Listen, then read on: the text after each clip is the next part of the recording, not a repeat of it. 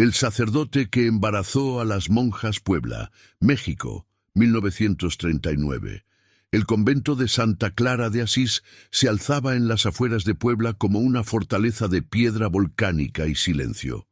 Sus muros gruesos, construidos 2 siglos atrás, guardaban secretos de generaciones de mujeres que habían renunciado al mundo para entregarse a Dios. En el verano de 1939, mientras México seguía sanando las heridas de la guerra cristera, aquel lugar parecía intocado por el tiempo y la violencia que había azotado al país. Los talaveras azules y amarillos de su cúpula brillaban bajo el sol implacable de julio, y el aroma a incienso y cera de velas se filtraba por las ventanas enrejadas hacia la calle empedrada, donde las vendedoras de camotes pregonaban su mercancía con voces cantarinas. Pero detrás de aquellos muros sagrados algo estaba ocurriendo, algo que desafiaría la fe de toda una comunidad y revelaría la oscuridad que puede habitar incluso en los corazones que se presentan como los más puros. La historia comenzó a desenredarse una mañana de agosto, cuando la Madre Superiora, Sor Magdalena del Rosario, una mujer de 60 años con rostro severo y manos callosas de tanto rezar el rosario, descubrió algo imposible. 3 de sus monjas más jóvenes, Sor Teresa, Sor Inmaculada y Sor Dolores, mostraban signos inequívocos de embarazo. Al principio, la anciana religiosa pensó que sus ojos la engañaban, que quizás el calor excesivo de ese verano la había hecho delirar. Pero cuando llamó a cada una por separado a su austera oficina, la verdad se hizo innegable. Si te atrapan estas historias de misterios reales que sacudieron pueblos enteros, suscríbete al canal y déjanos en los comentarios desde qué parte del mundo nos estás viendo. Ahora, adentrémonos en los oscuros pasillos del convento de Santa Clara. Sor Teresa, apenas 23 años, lloraba desconsoladamente mientras se aferraba al crucifijo que colgaba de su cuello. «Madre, yo no he cometido pecado alguno con hombre», repetía entre sollozos. «Jamás he roto mis votos. No entiendo qué me está pasando». Su rostro, normalmente sereno como un lago en calma, estaba hinchado por las lágrimas y el terror. Había entrado al convento a los 18 años, huyendo de un compromiso matrimonial arreglado por su padre con un comerciante viudo y violento de Cholula. El convento había sido su refugio, su salvación, y ahora ese refugio se convertía en prisión. Sor Inmaculada, 25 años, provenía de una familia acomodada de la capital. Sus padres habían donado una cantidad considerable al convento cuando ella decidió tomar los hábitos, buscando expiar pecados familiares que nadie mencionaba en voz alta, pero todos conocían. Ella negaba con vehemencia cualquier contacto con el mundo exterior. «Madre, usted sabe que apenas salgo de aquí. Cuando vamos al mercado siempre estoy acompañada. Nunca he estado a solas con ningún hombre». «Esto es obra del demonio», susurraba con voz temblorosa, sus dedos entrelazados hasta que los nudillos se tornaban blancos. Sor Dolores, la más joven con apenas 20 años, era diferente. No lloraba. Se quedaba mirando fijamente el Cristo crucificado que colgaba en la pared de la oficina de la Madre Superiora, con una expresión entre asombro y aceptación que resultaba más perturbadora que las lágrimas de las otras. «Si Dios lo permite, debe haber una razón», murmuraba. «Quizás sea una prueba de fe, como la de la Virgen María». Sus palabras sonaban como las de alguien que había perdido el anclaje con la realidad. La Madre Superiora, mujer pragmática forjada en tiempos difíciles, sabía que esta situación podría destruir no solo la reputación del convento, sino desatar una persecución en tiempos donde las relaciones entre Iglesia y Estado apenas comenzaban a normalizarse. Durante la Guerra Cristera, Había visto sacerdotes colgados de los árboles, iglesias incendiadas y a las monjas violadas por soldados que creían estar liberando al pueblo de la superstición. El gobierno de Cárdenas había traído cierta paz, pero las heridas seguían abiertas y los anticlericales todavía buscaban cualquier excusa para atacar a la iglesia. Necesitaba consejo, necesitaba ayuda y sobre todo necesitaba discreción absoluta.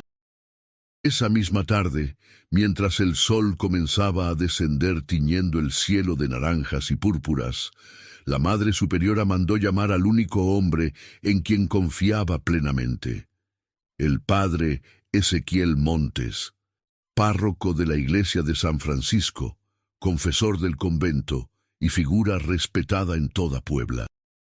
El padre Ezequiel tenía 42 años, aunque aparentaba más por las canas prematuras que plateaban su cabello negro. Era un hombre de estatura media, complexión delgada pero fuerte, con ojos color miel que transmitían tanto compasión como autoridad. Su voz era suave pero firme, y tenía la rara habilidad de hacer que las personas sintieran que realmente las escuchaba, que sus problemas importaban. Había llegado a Puebla 5 años atrás, después de haber servido en parroquias rurales durante la persecución religiosa. Se rumoreaba que había salvado a familias enteras escondiéndolas en sótanos y cuevas mientras los soldados federales saqueaban pueblos. Algunos decían que había presenciado ejecuciones, que había administrado los últimos sacramentos a cristeros moribundos, bajo el riesgo de ser fusilado él mismo. Esas experiencias lo habían marcado, le habían dado una gravedad y una profundidad espiritual que las personas percibían instintivamente. Cuando la Madre Superiora le contó lo ocurrido, el padre Ezequiel permaneció en silencio largo rato, sentado en la pequeña sala de recibo del convento, las manos entrelazadas sobre su regazo, la mirada perdida en el piso de azulejos. Afuera, las campanas de la catedral marcaban las 6 de la tarde, llamando a los fieles al Ángelus. El sonido metálico reverberaba entre los edificios coloniales del centro, recordando a todos que, a pesar de los cambios políticos, la fe seguía siendo el pulso de la ciudad. ¿Está usted completamente segura de que ninguna de ellas ha tenido contacto con hombres?, preguntó finalmente, levantando la vista hacia la anciana religiosa. Padre, yo vigilo a estas jóvenes como si fueran mis propias hijas, respondió la Madre Superiora con firmeza. Nuestras reglas son estrictas. Cuando salen al mercado o a llevar limosnas a los pobres, siempre van en grupos de 3 o más y regresan antes del mediodía. Tenemos un solo jardinero, don Camilo, que tiene 70 años y apenas puede caminar por la artritis. El repartidor de víveres deja todo en la entrada y se marcha sin cruzar el umbral. No hay manera posible, humanamente hablando, de que esto haya ocurrido por medios naturales. El padre Ezequiel se frotó la frente, sintiendo el peso de la situación. Conocía bien los peligros de lo que estaba implicando la Madre Superiora, sin atreverse a decirlo directamente. En tiempos de superstición y fanatismo, estas cosas podían interpretarse como posesiones demoníacas, milagros oscuros, o peor aún, como evidencia de que el convento era un nido de pecado e hipocresía. Necesito hablar con ellas, dijo finalmente. A solas, en confesión, tal vez se abran de manera diferente conmigo. Durante los siguientes 3 días, el padre Ezequiel se reunió con cada una de las monjas embarazadas en el confesionario del convento, un espacio diminuto y oscuro que olía a madera vieja y a la humedad característica de los edificios antiguos.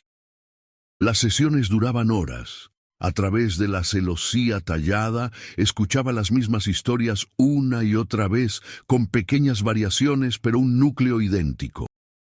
Todas mencionaban las ceremonias especiales que el padre Ezequiel había estado realizando en el convento durante los últimos 6 meses. Eran misas privadas, solo para las monjas, celebradas en la capilla del convento después del toque de queda nocturno. El padre había explicado que estas ceremonias eran necesarias para fortalecer espiritualmente a la comunidad ante los tiempos difíciles que todavía amenazaban a la Iglesia en México. Durante estas misas especiales, el padre Ezequiel utilizaba agua bendita que él mismo preparaba con oraciones específicas. Es agua bautizada con bendiciones antiguas, les había explicado, que proviene de rituales que la Iglesia primitiva usaba para proteger a los fieles de las persecuciones. Las monjas debían beber pequeñas cantidades de esta agua antes de recibir la comunión, como parte de un ritual de purificación espiritual intensificada. Sor Teresa recordaba vagamente las ceremonias. Después de beber el agua bendita me sentía mareada, padre, como si flotara, veía luces brillantes y sentía una paz profunda, pero también había momentos en blanco. Despertaba horas después en mi celda sin recordar cómo había llegado allí, con el cuerpo adolorido, como después de un trabajo físico intenso. Sor Inmaculada describía sensaciones similares. Era como estar en un sueño, padre. Escuchaba su voz, la suya, guiándome en oraciones que no entendía completamente. Sentía que mi cuerpo no era mío, que flotaba en algún lugar entre este mundo y el cielo, y luego nada, solo oscuridad hasta el amanecer. Sor Dolores, con esa calma extraña que no la abandonaba, susurraba: «Tal vez Dios me eligió, Padre, como a la Virgen María. El agua bendita era el instrumento divino, usted era el ángel mensajero. No recuerdo los detalles, pero siento que algo sagrado ocurrió». Al escuchar estos testimonios, el padre Ezequiel sintió que el suelo se abría bajo sus pies. Las piezas comenzaban a encajar de una manera horrible y grotesca, pero necesitaba pruebas, necesitaba estar absolutamente seguro antes de hacer cualquier acusación o tomar alguna medida. Esa noche, después de terminar las confesiones, se encerró en su parroquia y comenzó a revisar sus propios registros. Revisó las fechas de las ceremonias especiales, los nombres de las monjas que habían participado, las cantidades de vino de consagrar que había ordenado. Todo estaba meticulosamente anotado en su libro de registros, como correspondía a un sacerdote ordenado y responsable. Pero algo no cuadraba. Había discrepancias en las cantidades, faltaban botellas de vino. Y había anotaciones en los márgenes, con letra diferente a la suya, que decían cosas como agua especial preparada y ritual completado con éxito. Su mano temblaba mientras pasaba las páginas. Esa no era su letra. Alguien había estado manipulando sus registros. Un golpe en la puerta de la sacristía lo sobresaltó. Era casi medianoche. ¿Quién podría ser a estas horas? Con cautela, abrió la pesada puerta de madera. Frente a él estaba don Sebastián Cortés, el sacristán de la iglesia, un hombre de unos 50 años que llevaba 20 sirviendo en la parroquia. Su rostro, normalmente tranquilo y servicial, mostraba signos de angustia profunda. «Padre, necesito hablar con usted», dijo don Sebastián con voz temblorosa. «No he podido dormir. Mi conciencia no me deja descansar. Necesito confesarme, pero también necesito advertirle de algo». El padre Ezequiel lo hizo pasar. Se sentaron en uno de los bancos de la iglesia vacía, iluminada apenas por las velas votivas que ardían frente a las imágenes de santos. Las sombras danzaban en las paredes encaladas, creando formas inquietantes. «Padre», comenzó don Sebastián, retorciendo su sombrero entre las manos. «Hace unos meses noté algo extraño. Usted guardaba frascos de líquido transparente en el armario de la sacristía con etiquetas que decían agua bendita especial. Un día, por accidente, uno de esos frascos cayó al suelo y se rompió. El olor, padre, no era agua bendita común. Olía dulce, como almíbar, pero también había otro olor, químico, como éter o algo medicinal. El padre Ezequiel sintió que la sangre se le helaba. Además, continuó el sacristán, vi cómo después de las ceremonias especiales en el convento, usted regresaba tarde, muy tarde, a veces casi al amanecer, y en una ocasión, cuando vine temprano a preparar la iglesia para la misa de las 6, lo vi lavando su sotana en el patio trasero. Había manchas de sangre, padre. Las palabras de don Sebastián cayeron como piedras en un estanque, creando ondas que se expandían y expandían. El padre Ezequiel se puso de pie bruscamente, su mente girando vertiginosamente. Era posible. Él mismo había sido... De repente, fragmentos de recuerdos comenzaron a emerger de lugares oscuros de su memoria. Imágenes borrosas, sensaciones físicas, palabras susurradas en la oscuridad. Recordó noches en las que despertaba en su habitación sin recordar cómo había llegado allí, con el cuerpo exhausto y la mente nublada. Recordó dolores de cabeza intensos después de beber el vino que él mismo había consagrado, vino que guardaba en botellas especiales que le había regalado un benefactor anónimo meses atrás. Don Sebastián, dijo con voz apenas audible, ¿quién me trajo esas botellas de vino? ¿Recuerda usted? El sacristán pensó por un momento. Fue don Rodrigo Maldonado, el médico. Dijo que era un vino especial importado de España, una donación para las misas, un vino de calidad superior para honrar al Señor. Usted estaba muy agradecido. Dijo que era un regalo providencial porque las finanzas de la parroquia estaban ajustadas. Don Rodrigo Maldonado. El nombre resonó en la mente del padre Ezequiel como una campana funeraria. El médico de 45 años era uno de los hombres más respetados de Puebla.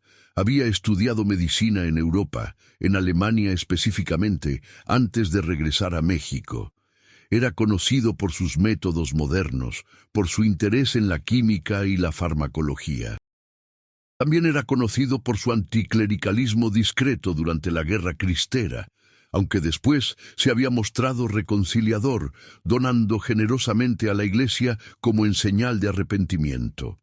Pero había algo más.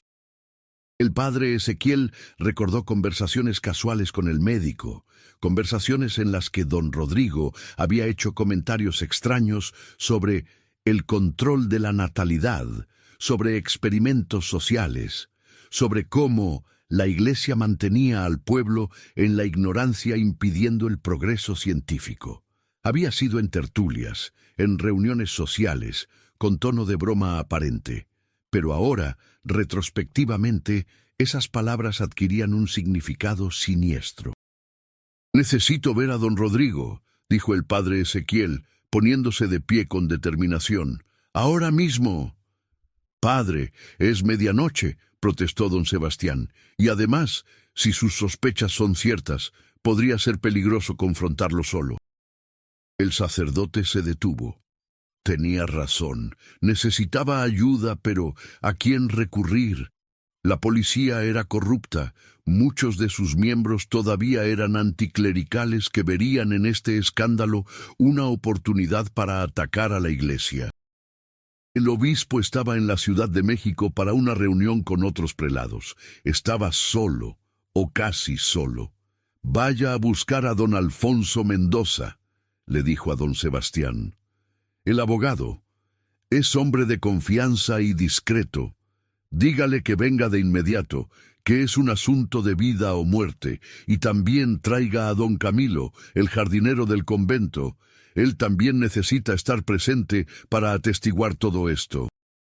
Mientras el sacristán salía apresurado en la noche, el padre Ezequiel se arrodilló frente al altar.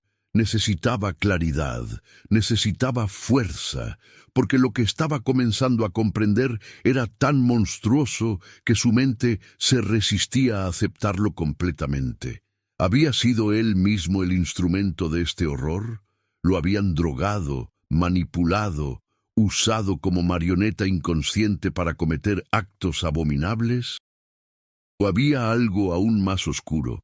Una participación consciente que su memoria había borrado por autoprotección. Las preguntas lo atormentaban mientras oraba en la iglesia vacía, rodeado de santos de yeso que lo miraban con ojos pintados que parecían acusatorios. El olor a incienso rancio le revolvía el estómago. Las velas parpadeaban proyectando sombras que se retorcían como demonios en las paredes. Afuera, en las calles empedradas de Puebla, la ciudad dormía ajena al escándalo que estaba a punto de estallar. Las familias descansaban en sus casas de adobe y cantera, los comercios estaban cerrados con gruesas puertas de madera, y solo los perros callejeros recorrían las calles oscuras aullando a una luna que se escondía tras nubes espesas. Pero en el convento de Santa Clara, 3 monjas yacían despiertas en sus angostas camas, con las manos sobre sus vientres que crecían imperceptiblemente cada día, preguntándose qué demonios o qué ángeles habían visitado sus cuerpos en aquellas noches de ceremonias especiales que recordaban apenas como sueños fragmentados y perturbadores. La verdad, cuando finalmente emergiera, sería más terrible que cualquier pesadilla. Porque el verdadero horror no reside en lo sobrenatural, sino en lo que los seres humanos son capaces de hacerse unos a otros cuando la confianza se convierte en arma y la fe en trampa. Y esta historia apenas comenzaba a develar sus secretos más oscuros. Don Alfonso Mendoza llegó a la parroquia poco después de la 1 de la madrugada, todavía abotonándose el chaleco sobre la camisa que se había puesto apresuradamente. Era un hombre de unos 50 años, calvo, con anteojos redondos de montura dorada que le daban aspecto de búho sabio. Había sido abogado defensor de cristeros durante la persecución, arriesgando su propia vida para sacar a sacerdotes del país o esconderlos en casas seguras. Su reputación era impecable y su discreción legendaria. Cuando el padre Ezequiel le contó todo lo que había descubierto, el abogado permaneció sentado en silencio, acariciándose la barbilla en un gesto habitual, cuando pensaba profundamente. Don Camilo, el anciano jardinero del convento, estaba también presente, sentado en una silla de madera con su sombrero en las manos, escuchando con expresión cada vez más horrorizada. «Esto es gravísimo, padre», dijo finalmente don Alfonso. «Si lo que sospecha es cierto, estamos ante varios delitos: violación, posiblemente bajo efectos de sustancias narcóticas, abuso de confianza, profanación de sacramentos. La lista es larga. Pero también necesitamos ser extremadamente cuidadosos. Un escándalo de esta magnitud podría destruir a la Iglesia en Puebla y probablemente en todo México. Los anticlericales están esperando cualquier excusa para reanudar las persecuciones. No me importa lo que me pase a mí», dijo el padre Ezequiel con voz firme. «Si he cometido estos actos, aunque haya sido bajo el influjo de drogas, debo enfrentar las consecuencias. Pero esas muchachas son inocentes, necesitan justicia. Y si don Rodrigo está detrás de esto, necesita ser detenido antes de que haga más daño». Don Camilo levantó tímidamente la mano, como un niño en la escuela. «Padre, yo vi algo», dijo con voz temblorosa. «No le di importancia en su momento. Pero ahora, hace como 3 meses, una noche salí a revisar las plantas porque había llovido mucho y temía que se inundara el invernadero. Vi al doctor Maldonado saliendo del convento por la puerta trasera, la que da al callejón. Llevaba un maletín. Pensé que quizás alguna monja se había enfermado y lo habían llamado, pero era muy tarde. pasada la medianoche, y él salió muy rápido, mirando a todos lados como quien no quiere ser visto. Esta información añadía una nueva dimensión al caso. Don Rodrigo había estado entrando al convento, pero ¿con qué propósito? ¿Y con el conocimiento de quién? Necesitamos hablar con la Madre Superiora nuevamente, dijo don Alfonso. Y necesitamos conseguir muestras de ese agua bendita especial y del vino que el doctor donó. Todo debe ser analizado por un químico de confianza. Pero había un problema. Ya era muy tarde, y cualquier movimiento precipitado podría alertar a don Rodrigo si realmente estaba involucrado en algo siniestro. Decidieron esperar hasta el amanecer, cuando podrían actuar con más libertad sin levantar sospechas. El padre Ezequiel no durmió esa noche.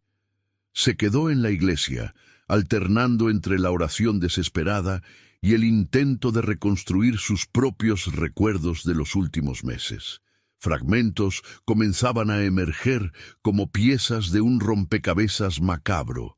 Recordó sensaciones físicas, el calor de cuerpos cerca del suyo, sonidos de respiraciones entrecortadas, palabras murmuradas que no entendía. Recordó el sabor amargo del vino, de consagrar mezclado con algo dulce y químico. Recordó despertar con las manos temblando y una sensación de culpa indefinida que no podía explicar, atribuyéndola a escrúpulos espirituales propios de un sacerdote consciente. ¿Cuántas veces había ocurrido?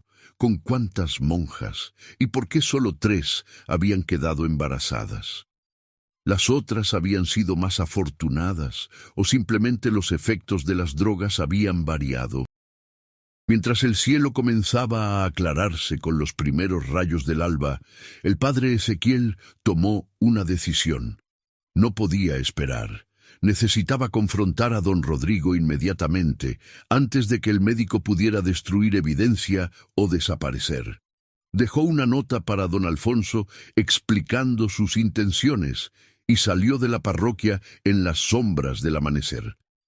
La casa de don Rodrigo Maldonado estaba en una de las calles más elegantes de Puebla, cerca del Zócalo. Era una construcción del siglo XVIII, de 2 pisos, con balcones de hierro forjado y una fachada de cantera labrada.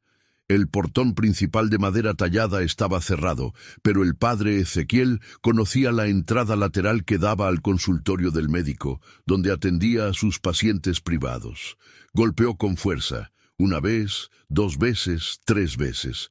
Finalmente, una ventana del segundo piso se abrió y apareció la figura de don Rodrigo, en bata de dormir, con el cabello revuelto. Cuando vio al sacerdote, su expresión cambió. Por un instante fugaz, el padre Ezequiel vio algo en esos ojos que lo confirmó todo. Miedo, culpabilidad y algo más oscuro, algo que parecía satisfacción perversa. «Padre Ezequiel», dijo el médico con voz controlada, «¿qué lo trae tan temprano? ¿Ha ocurrido alguna emergencia?» «Necesitamos hablar, don Rodrigo. Ahora es urgente». Hubo una pausa. Luego el médico asintió. «Baje, le abriré». Minutos después, el padre Ezequiel estaba sentado en el consultorio de don Rodrigo. Una habitación espaciosa con estantes llenos de libros médicos, vitrinas con instrumentos quirúrgicos relucientes y un escritorio de caoba detrás del cual el médico se había instalado, recuperando su compostura habitual. «¿En qué puedo ayudarlo, padre?», preguntó con una sonrisa que no alcanzaba sus ojos. El padre Ezequiel decidió ser directo. 3 monjas del convento de Santa Clara están embarazadas. Todas participaron en ceremonias especiales donde se utilizó agua bendita y vino que usted donó a la parroquia. Todas describen estados de inconsciencia después de consumir estas sustancias, y yo mismo tengo períodos de memoria en blanco que coinciden con esas ceremonias. ¿Qué me puede decir al respecto? El silencio que siguió fue denso, casi físico. Don Rodrigo se reclinó en su silla, Entrelazó los dedos sobre el escritorio y miró fijamente al sacerdote. Su expresión había cambiado por completo. La máscara de respetabilidad había caído, revelando algo frío y calculador. —¿Y qué le hace pensar que yo tengo algo que ver con eso, padre? —preguntó con voz suave, casi amable. —Porque usted donó el vino. Porque fue visto saliendo del convento a horas inapropiadas. Porque tiene conocimientos de química y farmacología. Y porque creo que me ha estado drogando también a mí, usándome como instrumento para sus propósitos. Don Rodrigo se levantó lentamente y caminó hacia la ventana, dándole la espalda al sacerdote. Afuera, la ciudad comenzaba a despertar. Se escuchaban los primeros pregones de vendedores, el traqueteo de carretas sobre el empedrado, el canto distante de gallos. «¿Sabe, padre?», comenzó a hablar el médico sin voltearse. «Pasé años en Alemania estudiando. Allí conocí a científicos brillantes que estaban explorando los límites de la mente humana, de la voluntad, del control. Experimentos fascinantes sobre su gestión, sobre cómo las sustancias químicas pueden modificar la percepción y la conducta. Cuando regresé a México, encontré un país sumido en la superstición, controlado por una iglesia que mantiene al pueblo ignorante para perpetuar su poder». Se volvió hacia el padre Ezequiel, y había algo terrible en su mirada. «Durante la guerra cristera, vi cómo fanáticos religiosos mataban en nombre de Cristo. Vi cómo la iglesia llamaba al pueblo a rebelarse, causando muertes innecesarias, y pensé, ¿qué mejor manera de demostrar la hipocresía de esta institución que usar a uno de sus propios representantes para profanar sus propios sacramentos?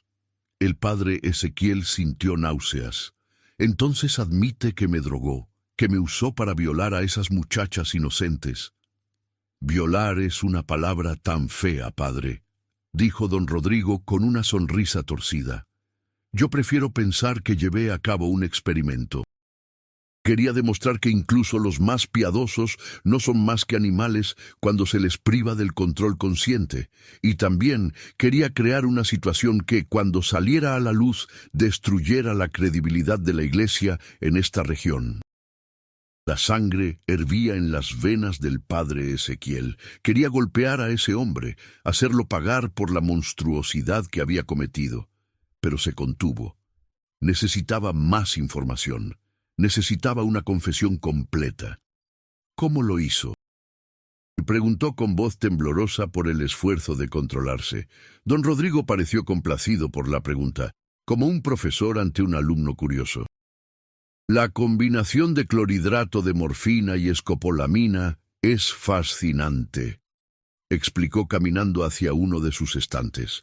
«En las dosis correctas produce un estado de semiconsciencia donde la persona responde a sugestiones, pero no retiene memoria clara de sus acciones. El agua bendita que le di contenía escopolamina. El vino de consagrar tenía morfina.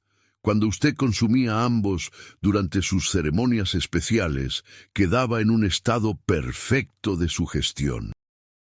Y entonces me sugería que el padre Ezequiel no pudo terminar la frase, que cumpliera con ciertos rituales especiales con las monjas jóvenes, completó don Rodrigo con frialdad clínica. Ellas también habían sido drogadas con el agua bendita. Estaban igualmente sugestionables.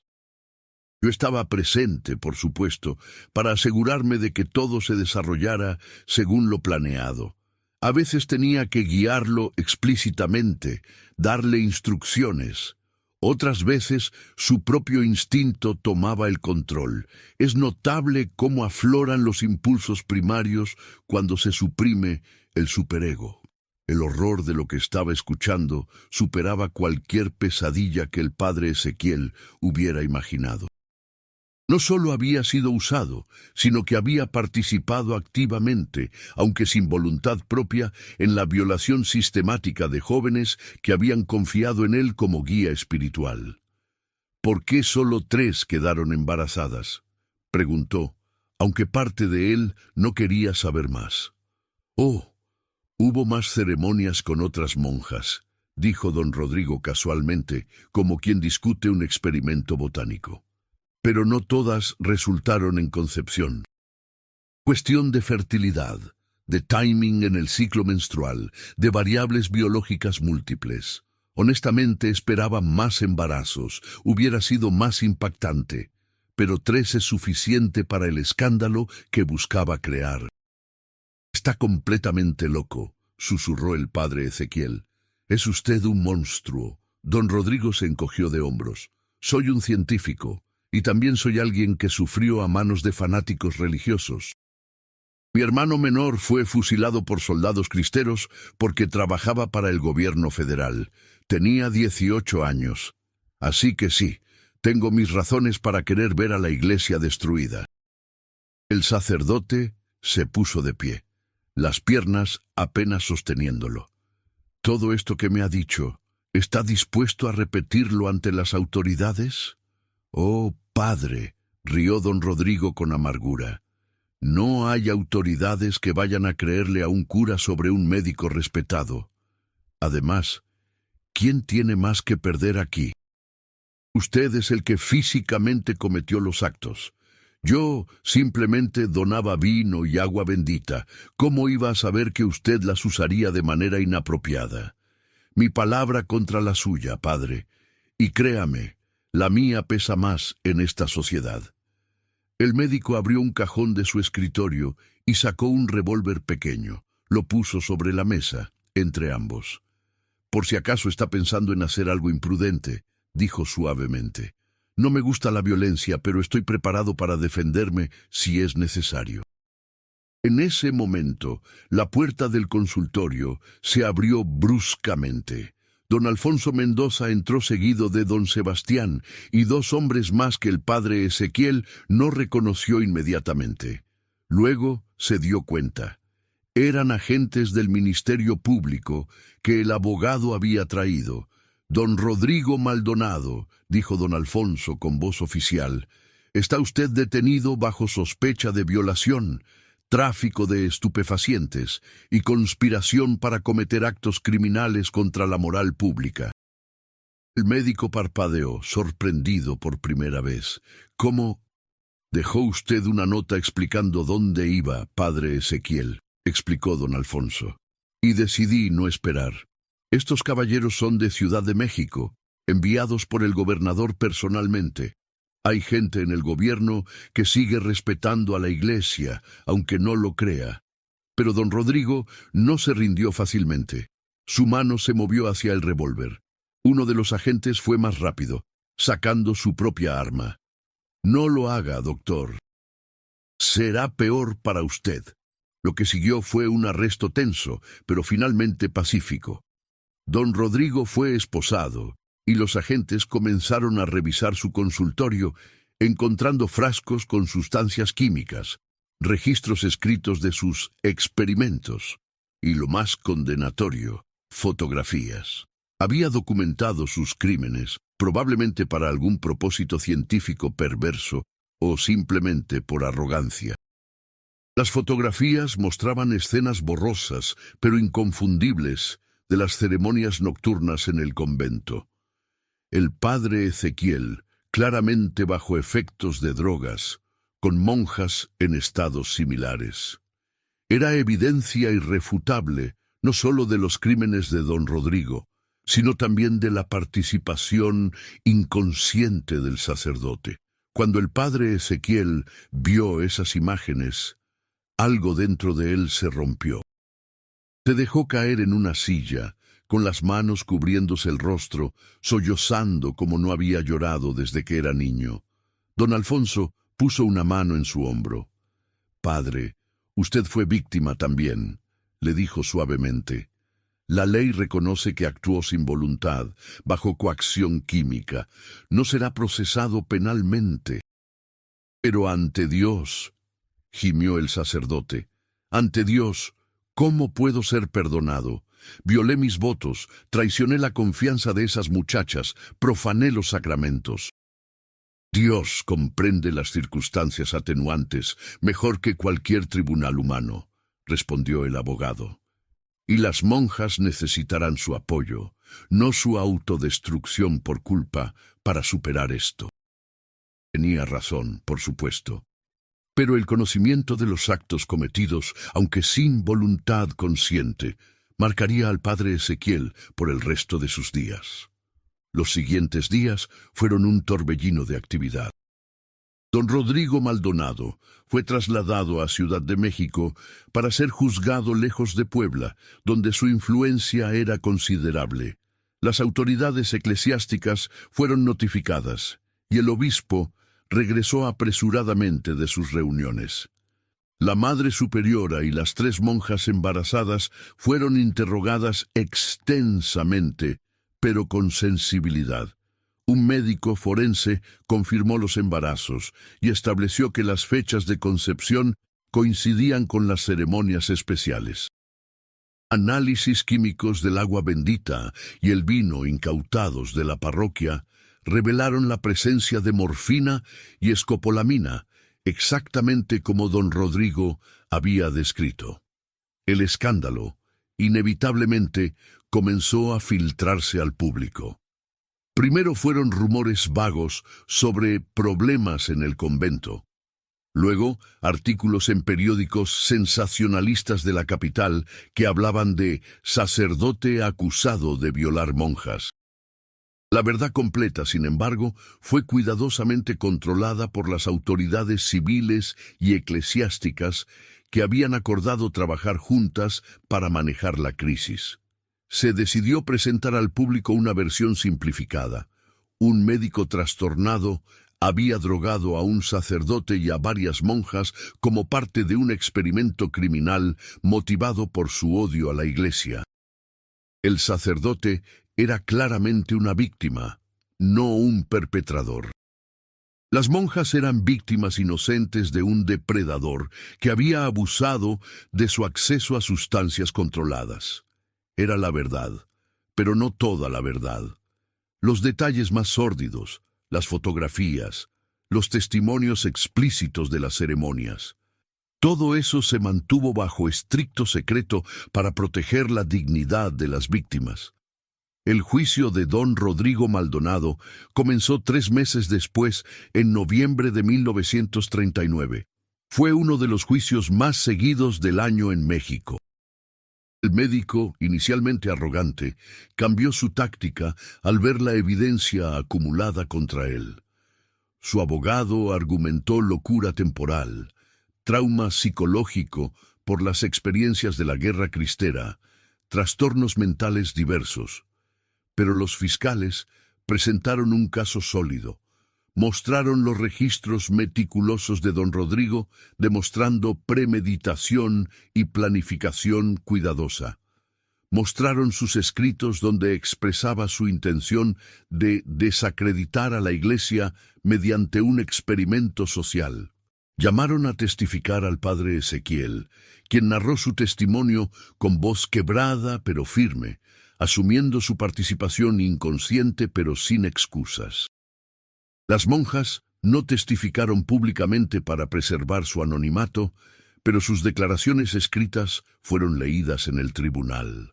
Sor Teresa describía cómo había confiado completamente en el padre Ezequiel, cómo nunca habría imaginado que sus ceremonias especiales escondían algo siniestro. Sor Inmaculada hablaba de su fe quebrantada, de cómo luchaba cada día por no odiar a Dios, por permitir que esto ocurriera. Sor Dolores, con su extraña calma persistente, escribía que había perdonado a todos los involucrados porque hasta el mayor mal puede servir a propósitos divinos que no comprendemos. El jurado, compuesto por 12 hombres de diferentes trasfondos, deliberó durante 2 días. La noche antes del veredicto, el padre Ezequiel no pudo dormir.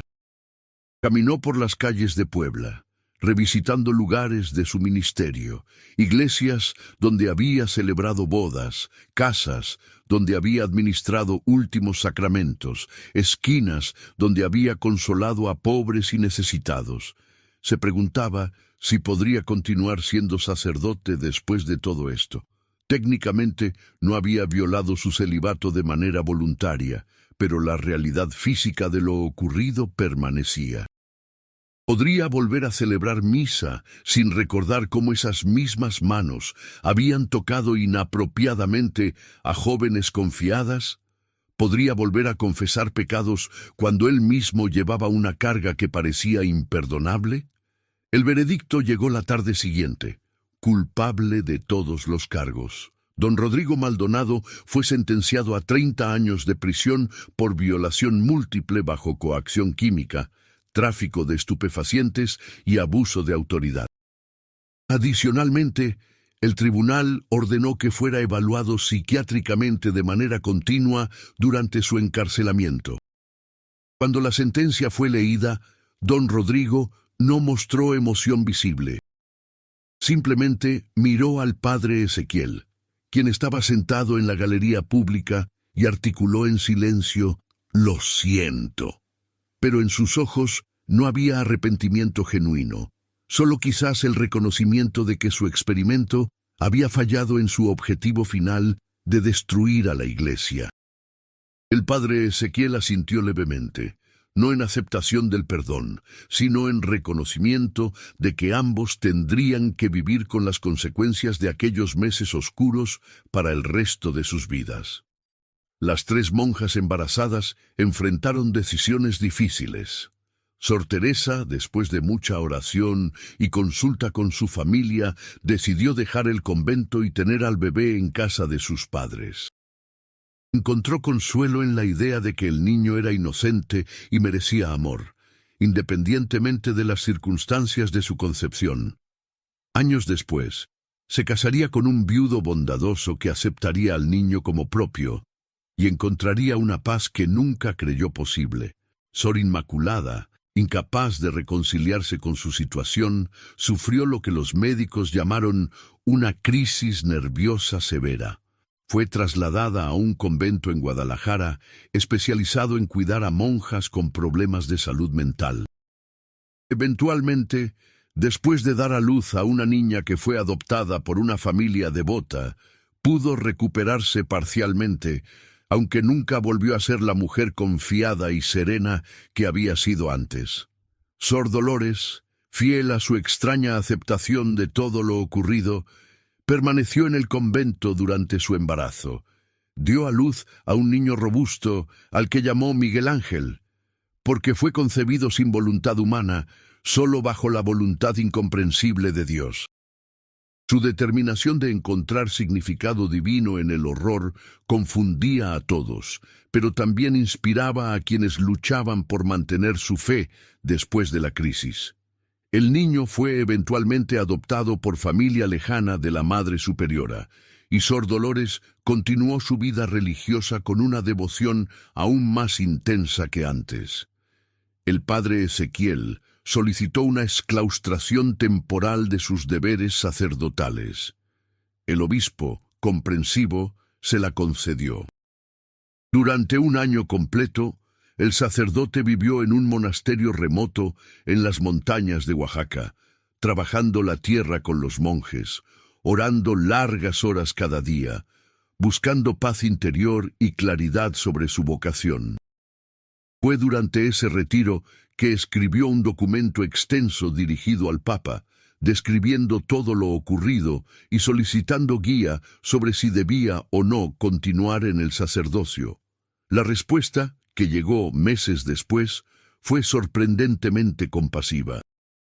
El Santo Padre reconocía que el padre Ezequiel había sido víctima de un crimen atroz, que su voluntad había sido anulada químicamente y que por tanto no había violación real de sus votos en el sentido espiritual.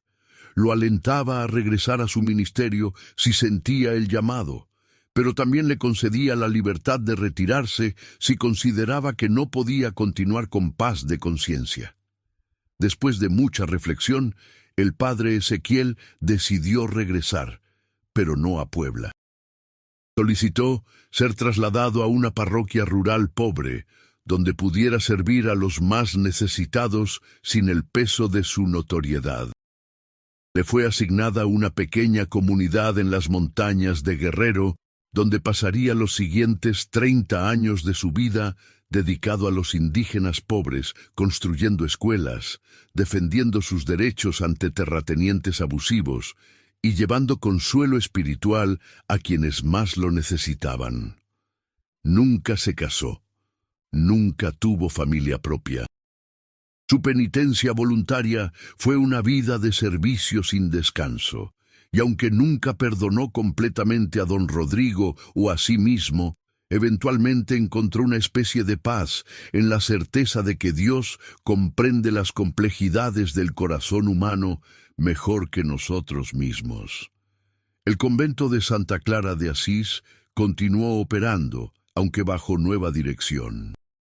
La Madre Superiora, abrumada por la culpa de no haber protegido mejor a sus monjas, se retiró y fue reemplazada por una religiosa más joven y vigorosa que implementó protocolos estrictos para evitar que algo similar pudiera ocurrir nuevamente. La historia, inevitablemente, se convirtió en leyenda urbana en Puebla. Con el paso de los años, se distorsionó, se exageró, se mezcló con elementos ficticios. Algunos decían que el padre Ezequiel había estado poseído por demonios. Otros afirmaban que las monjas habían sido cómplices voluntarias. Unos pocos, que habían conocido la verdad, guardaban silencio, protegiendo la memoria de todos los involucrados. Don Rodrigo Maldonado murió en prisión en 1957, después de 18 años de encarcelamiento. Hasta el final, mantuvo que sus acciones habían estado justificadas como experimento científico y venganza política contra la Iglesia. No mostró arrepentimiento genuino por el sufrimiento causado a las víctimas individuales, viendo a las personas como meros sujetos de estudio. El padre Ezequiel vivió hasta 1982, muriendo a los 85 años en la humilde parroquia donde había servido durante décadas. Los indígenas de la región lo recordaban como un santo, alguien que había dedicado su vida completamente a ellos. En su funeral, cientos de personas caminaron kilómetros de montaña para despedirlo. Solo unos pocos de los asistentes conocían la historia completa de lo que había ocurrido en Puebla en 1939, y esos pocos guardaban el secreto, entendiendo que algunos horrores son mejor recordados en privado, como lecciones sobre la fragilidad de la confianza y la capacidad humana tanto para el mal como para la redención. Los 3 niños nacidos de aquellas terribles circunstancias crecieron sin conocer completamente la verdad de su origen. Sus familias adoptivas les contaron historias simplificadas, apropiadas para diferentes edades, revelando gradualmente que habían sido concebidos en situaciones complicadas, pero que eran amados incondicionalmente. Miguel Ángel, el hijo de Sor Dolores, creció para convertirse en maestro rural, dedicando su vida a educar a niños pobres. Nunca supo quién era su padre biológico, y su madre adoptiva nunca le reveló los detalles completos. Creció con la idea de que era un regalo de Dios a través de circunstancias misteriosas, y esa comprensión espiritual fue suficiente para él. La hija de Sor Inmaculada fue criada por una familia de médicos en Guadalajara. Se convirtió en enfermera, especializándose en salud mental, quizás intuitivamente conectando con el trauma que marcó su concepción. Era una mujer compasiva que trabajaba con víctimas de abuso, aunque nunca conoció completamente su propia historia. El hijo de Sor Teresa tuvo la vida más normal de los 3. Creció en un hogar amoroso con su madre y padrastro, quien lo trató como hijo propio.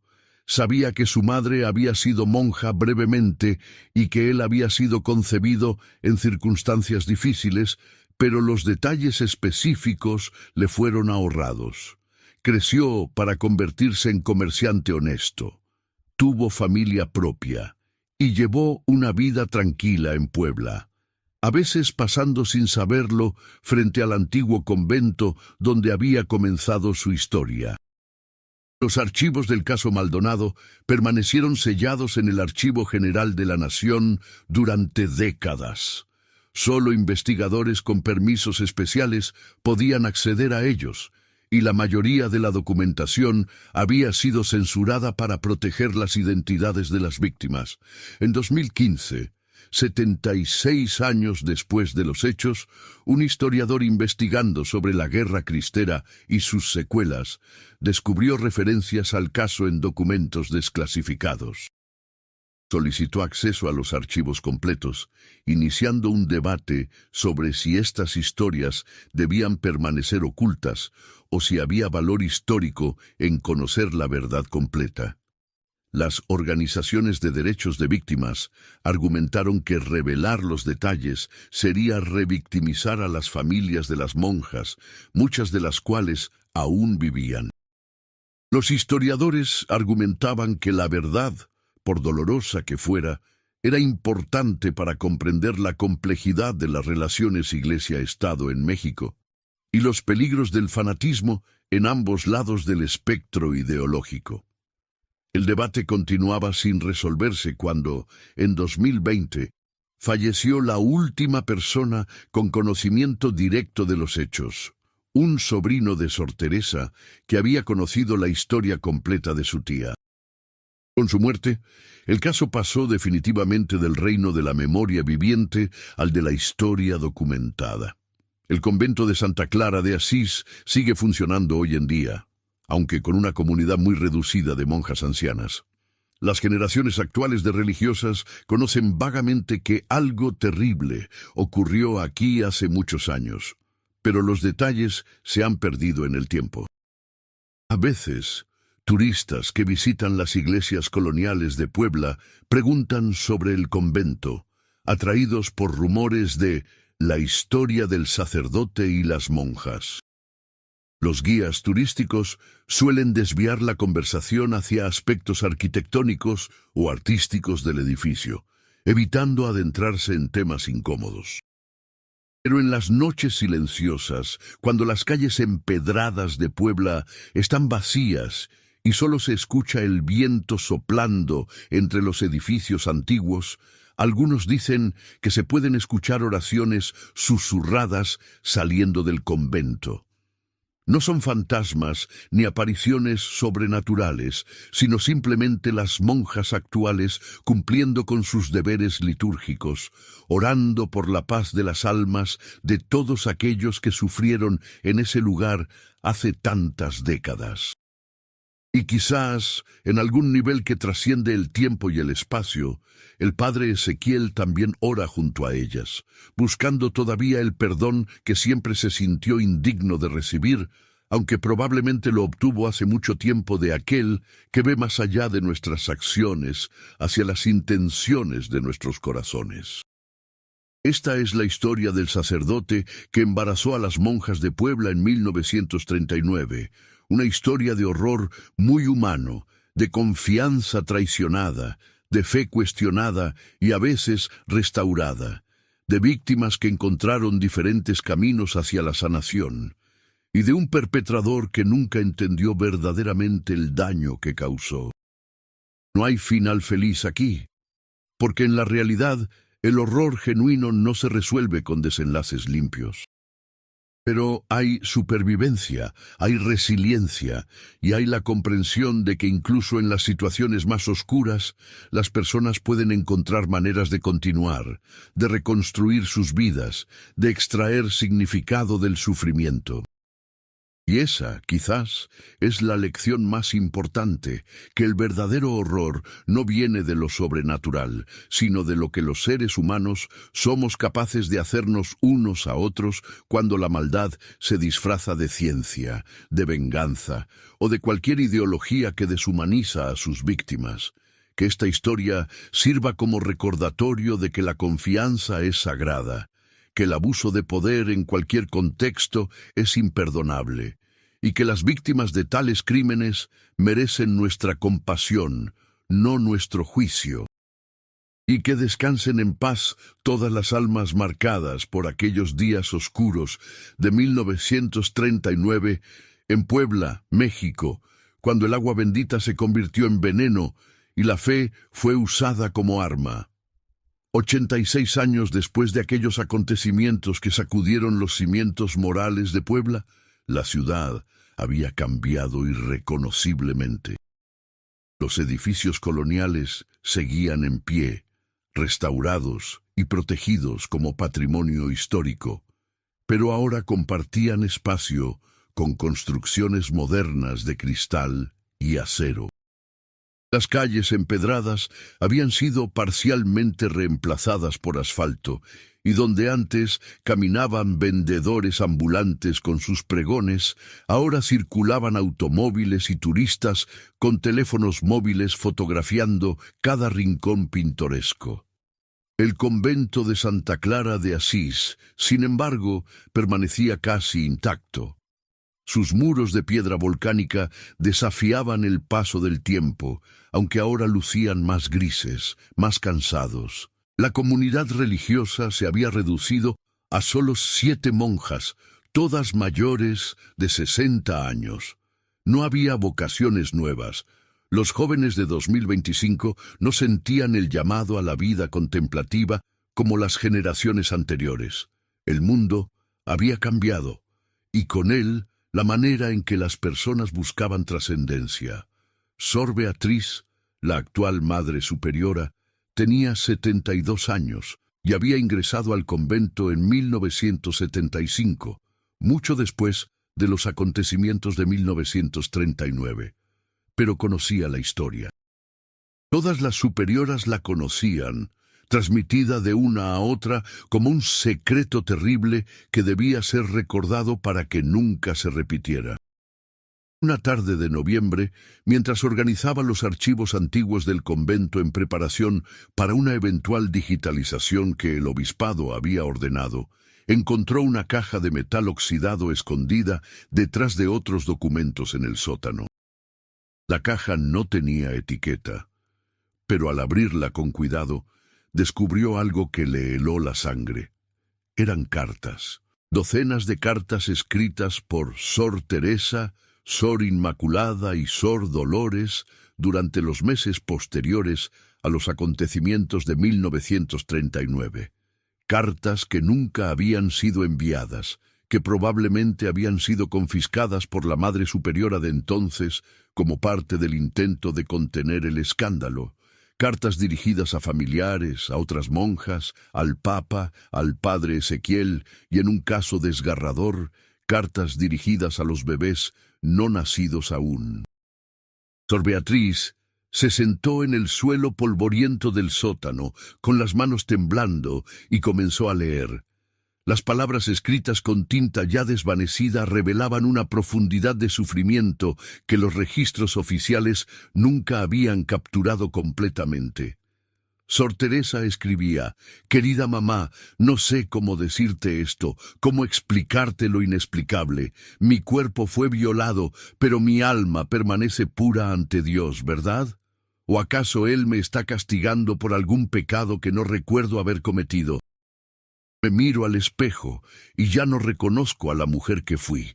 Este bebé crece dentro de mí, y aunque sé que es inocente, cada vez que siento su movimiento, me recuerda la noche oscura en que todo cambió. Dicen que podré irme a casa contigo, que podré intentar tener una vida normal. Pero ¿cómo seré normal de nuevo? ¿Cómo miraré a los ojos a las personas del pueblo que me conocieron como la muchacha piadosa que eligió a Dios sobre un matrimonio? Ahora soy la monja que quedó embarazada. Eso es lo único que verán. El resto de mi historia, mis razones, mi dolor, todo eso será invisible». Sor Inmaculada había escrito con letra cada vez más errática conforme avanzaban las semanas. «Al niño que llevas dentro de mí, lo siento. Siento que estés creciendo en un vientre que no te quiere, no porque seas malo, sino porque representas todo lo que perdí. Perdí mi vocación. Perdí mi paz, perdí mi fe. Cuando te miro en mi imaginación, veo los ojos de un hombre que no recuerdo claramente. Veo ceremonias borrosas que parecen pesadillas. Los doctores dicen que eventualmente mi mente sanará, que podré aceptar lo ocurrido. Pero yo sé la verdad. Parte de mí murió en aquellas noches de ceremonias especiales, y lo que queda no es suficiente para ser tu madre. Por favor, perdóname. Encontrarán una familia que te ame como mereces. Una familia que no vea en tu rostro el recuerdo constante de un trauma. Te regalo la vida, pero no puedo darte amor. Ojalá eso sea suficiente ante Dios. Las cartas de Sor Dolores eran diferentes, escritas con una claridad casi inquietante. Padre Ezequiel, sé que usted también sufre, quizás más que nosotras porque lleva el peso de acciones que su cuerpo cometió, aunque su voluntad estaba ausente. Quiero que sepa que lo perdono completamente. No hay nada que perdonar en realidad, porque usted fue instrumento, no autor. El verdadero autor fue don Rodrigo, y también él merece perdón, aunque no lo busque. He decidido ver esto como un misterio divino. Así como Dios permitió que Job sufriera para propósitos más allá de la comprensión humana, así permitió esto. Mi hijo será Miguel Ángel, el arcángel guerrero, porque venció al mal simplemente al existir. Donde don Rodrigo quería destruir fe, nosotros generaremos vida y esperanza. Esa es nuestra victoria. No olvide esto, Padre. Usted sigue siendo sacerdote de Dios. Su ordenación no fue anulada por las maquinaciones de un hombre enfermo. Regrese al ministerio cuando pueda. El mundo necesita sacerdotes que conozcan el sufrimiento profundo, porque solo ellos pueden consolar verdaderamente a otros que sufren. Sor Beatriz leyó durante horas, con lágrimas rodando por sus mejillas arrugadas. Estas cartas revelaban dimensiones del trauma que nunca habían sido adecuadamente documentadas o reconocidas. Mostraban la lucha diaria de estas mujeres jóvenes por mantener su cordura, su fe, su sentido de identidad en medio del caos absoluto. Cuando finalmente emergió del sótano, ya había oscurecido. Las otras monjas estaban en la capilla para las vísperas. Sor Beatriz se unió a ellas, abrazando la caja de metal contra su pecho, y oró con una intensidad que no había sentido en años. Oró por las almas de Sor Teresa, Sor Inmaculada y Sor Dolores. Oró por el padre Ezequiel. Oró incluso por don Rodrigo Maldonado, cuya alma seguramente enfrentaba ahora el juicio eterno. Y oró por todos aquellos que habían sido tocados indirectamente por esta tragedia, las familias, los hijos, las comunidades. Después de la oración, convocó a sus hermanas religiosas a la sala capitular. Las 7 monjas se sentaron en círculo, y Sor Beatriz les mostró las cartas. Hermanas, dijo con voz firme, durante décadas esta historia ha sido enterrada, escondida por vergüenza y por deseo de proteger a las víctimas. Pero creo que ha llegado el momento de que la verdad completa sea conocida, no por morbo, sino por justicia. Justicia para aquellas mujeres cuyas voces fueron silenciadas incluso cuando intentaron hablar. Las monjas debatieron durante horas. Algunas argumentaban que era mejor dejar el pasado enterrado, que revelar estas cartas solo causaría dolor a las familias descendientes. Otras concordaban con Sor Beatriz en que la verdad, por dolorosa que fuera, merecía ser conocida. Finalmente, decidieron contactar al obispado y proponer la creación de un archivo histórico especializado sobre casos de abuso dentro de la Iglesia en México. Las cartas de 1939 serían parte de este archivo, junto con otros documentos que documentaban fallos institucionales y sufrimiento de víctimas. El obispo de Puebla en 2025, un hombre joven de 52 años que había sido ordenado en una iglesia ya marcada por múltiples escándalos de abuso alrededor del mundo, Entendió inmediatamente la importancia de la propuesta. La Iglesia ha cometido demasiados errores al intentar esconder sus pecados, dijo en una reunión con Sor Beatriz. Si queremos recuperar la confianza de los fieles, debemos ser radicalmente transparentes sobre nuestros fracasos pasados. En marzo de 2026, el Centro de Memoria Histórica de la Iglesia en México fue inaugurado oficialmente en un edificio anexo al convento de Santa Clara. Las cartas de las 3 monjas fueron digitalizadas, traducidas cuando era necesario por la escritura difícil de leer, y puestas a disposición de investigadores y del público general. La noticia causó revuelo. Medios internacionales cubrieron la historia del sacerdote que embarazó a monjas en 1939, aunque muchos reportajes simplificaban excesivamente los hechos, omitiendo el aspecto crucial de la coacción química y presentándolo como un simple caso de un cura depredador. Los descendientes de las 3 monjas, algunos de los cuales no conocían completamente la historia de sus orígenes, fueron contactados por el obispado antes de la revelación pública. Las reacciones fueron mixtas. El nieto de Sor Teresa, ahora un hombre de 65 años, agradeció finalmente conocer la verdad completa. Mi padre siempre supo que había algo más en la historia que le habían contado, dijo en una entrevista con un periódico local. Saber que mi abuela fue víctima, no cómplice, que sufrió terriblemente, pero eligió seguir adelante con valentía, me llena de orgullo. Ella transformó un trauma horrible en amor. Eso es verdadero heroísmo. Los descendientes de Sor Inmaculada fueron más reservados. Una sobrina nieta publicó un comunicado pidiendo privacidad. Nuestra familia ha conocido esta historia por generaciones, aunque en versión resumida. Las nuevas revelaciones son dolorosas pero importantes. Pedimos respeto para la memoria de nuestra antepasada, quien sufrió más de lo que cualquiera debería sufrir. La familia de Sor Dolores tuvo la reacción más sorprendente. El hijo adoptivo de Miguel Ángel, ahora un profesor de teología de 50 años, solicitó una reunión con Sor Beatriz. Cuando se encontraron en el convento, el hombre traía consigo un diario que había pertenecido a Miguel Ángel. Mi padre murió hace 5 años, explicó. Antes de morir, me dio este diario y me pidió que lo leyera solo cuando sintiera que era el momento correcto. Creo que ese momento es ahora. El diario de Miguel Ángel revelaba que él había descubierto la verdad completa sobre su origen cuando tenía 30 años, durante un encuentro casual con un anciano sacerdote que había conocido a Sor Dolores. Lejos de destruirlo, esta revelación lo había llevado a una búsqueda espiritual profunda que culminó en un entendimiento similar al de su madre biológica. Miguel Ángel había escrito: «Soy producto de un acto violento cometido por un hombre enfermo contra personas inocentes». Esa es la verdad biológica.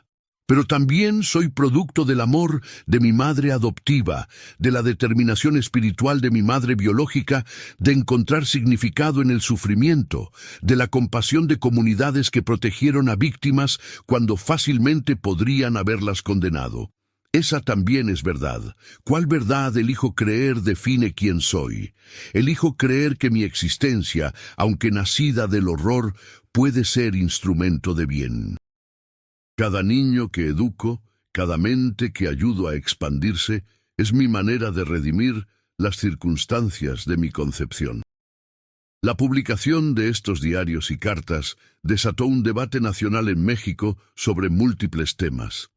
La autonomía corporal, el consentimiento, el manejo de traumas históricos, la responsabilidad institucional y la complejidad moral de situaciones donde las víctimas y perpetradores no encajan en categorías simples. Universidades organizaron simposios. Grupos feministas utilizaron la historia como ejemplo de violencia patriarcal sistémica. Organizaciones católicas progresistas la usaron para argumentar por reformas en la Iglesia. Grupos conservadores advirtieron contra el revisionismo histórico que buscaba atacar a la Iglesia. Pero quizás el impacto más significativo fue en las propias víctimas contemporáneas de abuso. Cientos de personas, algunas muy ancianas, comenzaron a contactar al Centro de Memoria Histórica, compartiendo sus propias historias de abuso dentro de contextos religiosos. Historias que habían guardado por décadas por vergüenza, miedo o la creencia de que nadie les creería. Una mujer de 80 años escribió: «Leí sobre las monjas de Puebla y lloré porque finalmente alguien entendía. Yo también fui abusada por un sacerdote cuando era niña en los años 1950. Nunca lo dije a nadie porque pensé que era mi culpa. Ver cómo estas mujeres valientes dejaron testimonio de su sufrimiento me dio el valor para finalmente hablar, aunque sea al final de mi vida. Ya no cargaré este secreto a mi tumba». El centro comenzó a recopilar estos testimonios, creando un archivo vivo del abuso institucional que había plagado a la Iglesia mexicana durante décadas. No era fácil. Muchos dentro de la jerarquía eclesiástica resistían esta apertura, argumentando que dañaba la imagen de la Iglesia. Pero el obispo de Puebla se mantuvo firme. En una homilía memorable pronunciada en la catedral en septiembre de 2026, dijo: «Cristo vino a liberar a los oprimidos, a consolar a los afligidos, a dar voz a los silenciados. Si la Iglesia no está haciendo eso, entonces no está siguiendo a Cristo». Durante demasiado tiempo, hemos protegido la reputación institucional a costa de las víctimas individuales. Eso debe terminar. Debemos arrepentirnos, no solo con palabras, sino con acciones concretas de justicia y reparación. La historia del padre Ezequiel también fue reevaluada. Investigadores históricos rastrearon su vida después de 1939, entrevistando a personas en la comunidad indígena donde había servido durante 3 décadas. Los testimonios pintaban un retrato de un hombre que había dedicado cada momento de su vida a la penitencia a través del servicio. El padre Ezequiel era un santo, dijo una anciana indígena de 93 años que lo había conocido cuando era niña. Nunca hablaba de su pasado, pero uno podía ver en sus ojos que cargaba un gran dolor. Construyó nuestra escuela con sus propias manos. Defendió nuestras tierras contra terratenientes que querían despojarnos. Nunca tomó un día de descanso. Trabajaba desde el amanecer hasta la noche, y cuando oraba, sus lágrimas mojaban el suelo. Era un hombre quebrantado que eligió usar su quebranto para sanar a otros. Esta comprensión matizada del padre Ezequiel como víctima y penitente simultáneamente ayudó a muchas personas a entender la complejidad moral de la situación. No había villanos simples y héroes claros, excepto por don Rodrigo, cuya maldad calculada era indiscutible. Había seres humanos atrapados en una red de manipulación y trauma. Cada uno respondiendo de maneras diferentes, pero buscando preservar su humanidad. En 2027, el gobierno mexicano, en colaboración con la Iglesia, estableció un fondo de compensación para víctimas de abuso clerical y sus descendientes. Los nietos y bisnietos de las 3 monjas de Puebla fueron los primeros en recibir compensación simbólica, no tanto monetaria como en forma de becas educativas y acceso a servicios de salud mental. El convento de Santa Clara, mientras tanto, enfrentaba un dilema existencial. Con solo 7 monjas ancianas y sin vocaciones nuevas, era claro que la comunidad religiosa no sobreviviría otra década. Debatían qué hacer con el edificio histórico. Sor Beatriz propuso algo radical: convertir el convento en un centro de sanación para víctimas de trauma religioso. Este lugar fue escenario de gran sufrimiento, argumentó, pero puede convertirse en lugar de sanación. Podemos transformar las celdas donde las monjas fueron drogadas en espacios de terapia.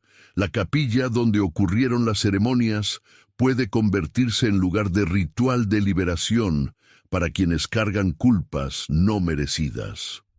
Los jardines pueden ser espacios de meditación y recuperación. La propuesta fue debatida intensamente. Algunos la veían como apropiada.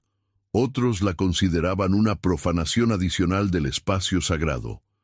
Finalmente, en una votación dividida, el obispado aprobó el plan.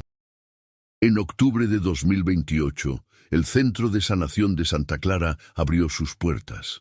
Ofrecía terapia individual y grupal, retiros espirituales no dogmáticos, programas de arte-terapia y lo que llamaban rituales de liberación, donde las personas podían simbólicamente liberar cargas de culpa, vergüenza o trauma.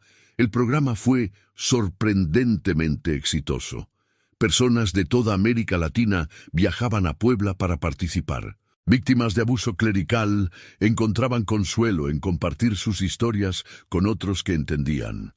Algunos recuperaban su fe, reimaginada de maneras más saludables. Otros simplemente encontraban paz en reconocer que no estaban solos. Las 7 monjas ancianas permanecieron en el convento, ahora como consejeras espirituales voluntarias. Sor Beatriz, en particular, se convirtió en figura querida para los visitantes. A los 75 años, con salud frágil pero espíritu indomable, pasaba horas escuchando historias de trauma, ofreciendo palabras de consuelo y simplemente sentándose en silencio con aquellos cuyo dolor era demasiado grande para palabras. He aprendido, decía a menudo, que el verdadero ministerio no es dar respuestas, sino acompañar preguntas. No puedo explicar por qué Dios permite el sufrimiento. Nadie puede. Pero puedo sentarme contigo en tu sufrimiento y recordarte que no estás abandonado. Para 2030, 91 años después de los acontecimientos originales, la historia de las monjas de Puebla se había convertido en caso de estudio en seminarios y universidades alrededor del mundo. Se escribieron libros académicos analizando los aspectos psicológicos, sociológicos, teológicos y legales del caso. Una tesis doctoral particularmente notable, escrita por una nieta académica de Sor Teresa, exploraba el concepto de trauma generacional y cómo los descendientes de víctimas cargan con efectos psicológicos de eventos que nunca experimentaron directamente. Mi familia, escribió la investigadora, ha estado marcada por lo que ocurrió en 1939 de maneras que apenas estamos comenzando a comprender. Mi abuela transmitió a mi padre cierta ansiedad, cierta desconfianza hacia figuras de autoridad religiosa. Él me lo transmitió a mí. Solo al investigar el origen de estos patrones familiares pude comenzar a sanarlos. La historia no es solo pasado, es presente viviente que habita en nuestros cuerpos y psiques hasta que conscientemente la confrontamos y transformamos. Los 3 hijos originales de las monjas habían muerto ya para 2030. Habían vivido vidas completas, cada uno procesando su origen complejo de maneras diferentes, pero habían dejado descendientes, nietos y bisnietos que ahora cargaban con esta herencia histórica. Un encuentro particularmente emotivo ocurrió en el Centro de Sanación en 2031, cuando 3 bisnietos de las 3 monjas diferentes se conocieron por primera vez.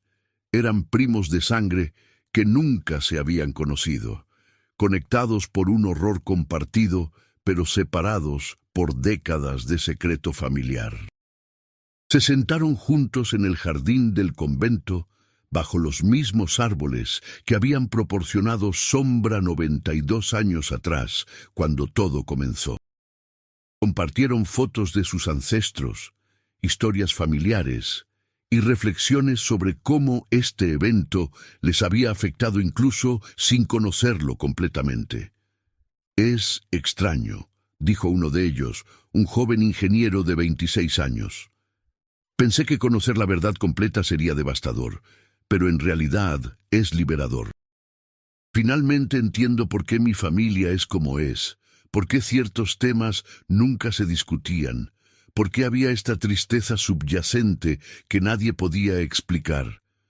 Conocer el origen del dolor no lo elimina, pero lo hace manejable. Los otros dos asintieron. Mi terapeuta dice que los secretos familiares son como veneno, añadió una joven psicóloga. Se filtran a través de generaciones, causando daño que nadie entiende porque la fuente está oculta. Sacar el secreto a la luz, por doloroso que sea el proceso, permite que finalmente comience la sanación verdadera. El tercer primo, un artista visual, había creado una instalación basada en la historia de su bisabuela.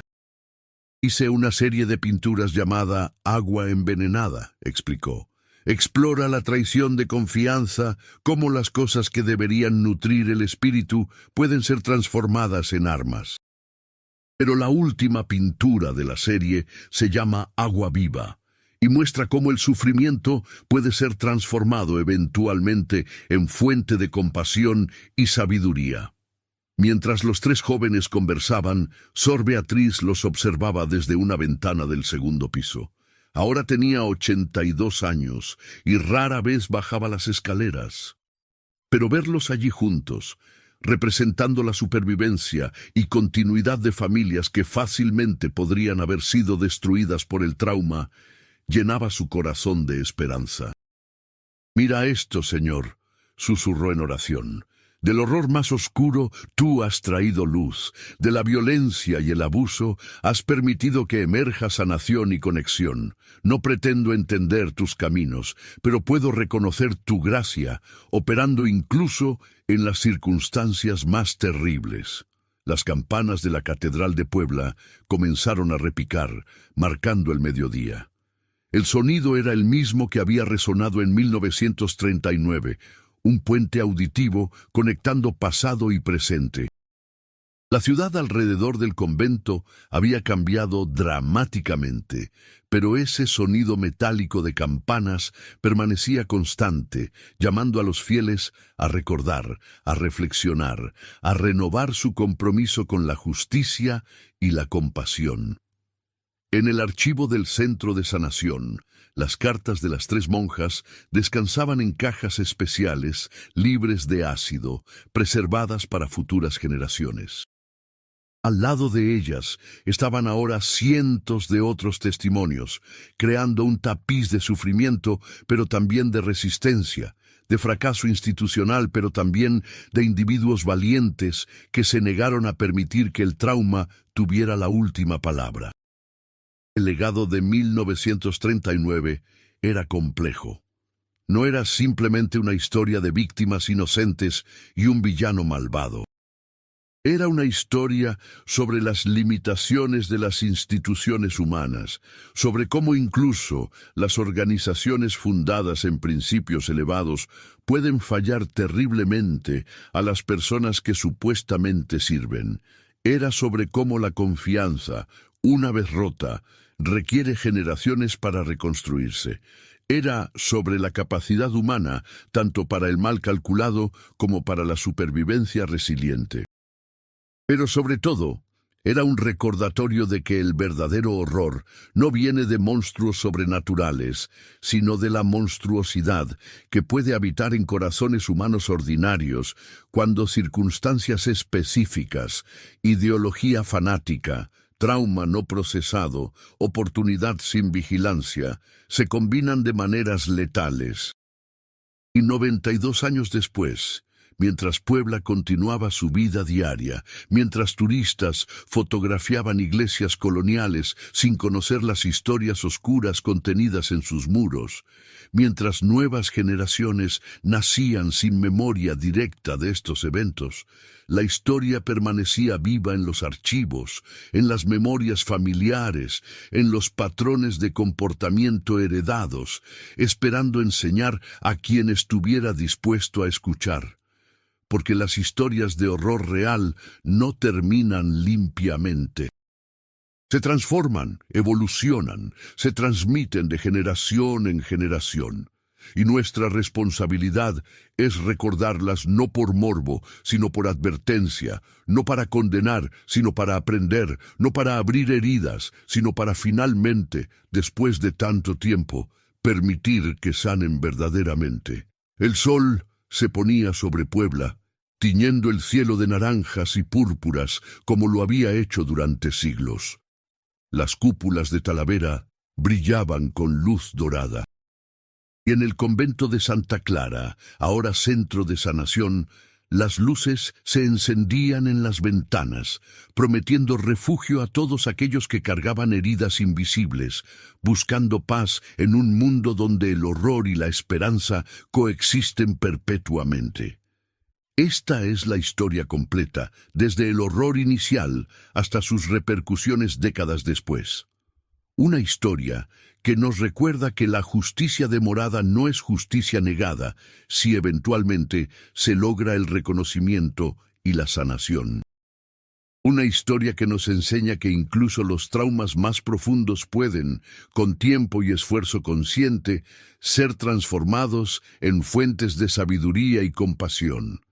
Y así termina el relato del sacerdote que embarazó a las monjas de Puebla en 1939, no con un final, sino con una continuación, porque las historias reales nunca terminan completamente. Simplemente se convierten en parte del tejido de quienes somos, individual y colectivamente, formando las memorias que definen nuestras identidades y guían nuestros futuros. Que la memoria de todas las víctimas sea una bendición, y que sus historias, finalmente contadas en su totalidad, sirvan para prevenir futuros horrores similares. Ese es su legado, y nuestra responsabilidad honrarlo. Sor Beatriz yacía en su lecho de muerte en el mismo convento donde había pasado los últimos 60 años de su vida. A sus 88 años, su cuerpo finalmente se rendía, pero su mente permanecía clara como el agua de manantial. Era la última de las 7 monjas que habían transformado Santa Clara en el centro de sanación. Las otras 6 habían partido en años recientes, dejándola como la única guardiana viviente de la memoria institucional del lugar. Afuera de su habitación, ahora convertida en hospicio, se había reunido un grupo inusual de visitantes. Los 3 bisnietos de las monjas originales estaban allí, ahora adultos establecidos en sus carreras y vidas. También estaban presentes el director del centro de sanación, varios terapeutas que habían trabajado con víctimas de abuso clerical, un historiador de la Universidad de Puebla y, sorprendentemente, un anciano de 92 años en silla de ruedas, que había pedido específicamente estar presente. El anciano era Mateo Salazar, hijo biológico del padre Ezequiel y de Sor Teresa. Aunque oficialmente había sido hijo adoptivo, pruebas de ADN realizadas años atrás habían confirmado su parentesco real. Durante toda su vida había conocido la verdad, pero solo ahora, al final de la suya propia, había decidido hablar públicamente por primera vez. Sor Beatriz había solicitado ver a Mateo antes de morir. Cuando lo dejaron entrar a su habitación, ayudado por un enfermero, la monja extendió su mano temblorosa hacia él. Sus dedos, deformados por la artritis, apenas podían cerrarse, pero cuando tocó la mano del anciano, ambos sintieron una conexión que trascendía las palabras. «Usted representa todo», susurró Sor Beatriz con voz apenas audible. «Representa el horror de lo que ocurrió, pero también la victoria sobre ese horror. Su existencia misma es prueba de que la vida puede emerger incluso de la muerte espiritual más profunda». Mateo asintió lentamente, lágrimas rodando por sus mejillas arrugadas. «Hermana, he vivido 92 años cargando con el conocimiento de mi origen. Durante décadas sentí vergüenza, sentí que era una aberración, un error que nunca debió existir. Pero mi abuela, Sor Teresa, me dejó una carta que solo debía leer cuando ella muriera. En esa carta me escribió algo que nunca olvidaré. Hizo una pausa, sacando del bolsillo de su camisa un papel amarillento, protegido en plástico, que claramente había sido leído miles de veces. Ella escribió: Mateo, hijo de mi hija, nieto de mi dolor y de mi esperanza, no eres producto del pecado, sino de la redención. No eres consecuencia de la maldad, sino evidencia de que ni siquiera la maldad más calculada puede destruir completamente la bondad fundamental de la vida. Cada respiro que tomes, cada sonrisa que ofrezcas, cada acto de bondad que realices, es mi venganza contra el hombre que intentó usar mi cuerpo como instrumento de destrucción. Vive plenamente, ama profundamente. Y nunca permitas que las circunstancias de tu concepción definan las posibilidades de tu existencia. En la habitación reinó un silencio profundo. Incluso el ruido de la ciudad afuera parecía haberse acallado para honrar ese momento. Sor Beatriz sonrió débilmente. Su abuela fue más sabia de lo que ella misma sabía, dijo. Y usted honró esas palabras. He seguido su vida de lejos. Sé que fue maestro durante 50 años. Sé que educó a cientos de niños pobres. Sé que cuando su esposa murió, en lugar de amargarse, se convirtió en voluntario en orfanatos. Usted transformó el trauma generacional en servicio generacional. Hice lo que pude, respondió Mateo humildemente. Pero, hermana, necesito saber algo antes de que usted parta. ¿Cree usted que mi padre biológico, el padre Ezequiel, encontró paz? ¿Cree que Dios lo perdonó? La monja cerró los ojos por un momento largo. Cuando los abrió, había en ellos una claridad que parecía venir de más allá de ella misma. He pasado décadas estudiando la vida del padre Ezequiel después de 1939, dijo lentamente. Leí cada testimonio de las personas que él sirvió en las montañas. Vi las escuelas que construyó, las familias que salvó del hambre, los derechos que defendió cuando nadie más lo haría. Un hombre que vivió 30 años en penitencia constante, en servicio incansable, sin permitirse un solo momento de descanso o placer.